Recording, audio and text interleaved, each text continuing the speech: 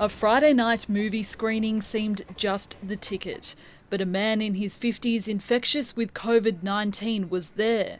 Around 100 people checked in using a QR code.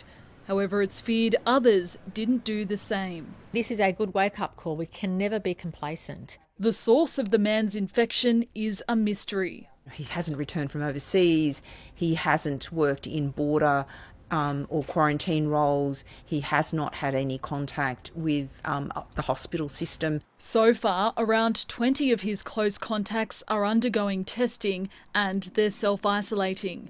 3 immediate family members have been tested, 2 have come back negative so far. We have to keep our mind open about the transmission chains. We know that we've had cases in the community in other states, and also we have the ongoing threat associated with incursions through our borders. The list of venues he's visited is growing. Anyone who's been to them must immediately self-isolate and get tested. Earlier on Friday, the man was at the District Brasserie in the city and an optometrist before heading to Barbetta restaurant in Paddington. Later, he was at Event Cinemas at Bondi Junction and then Figo restaurant in nearby Rushcutters Bay.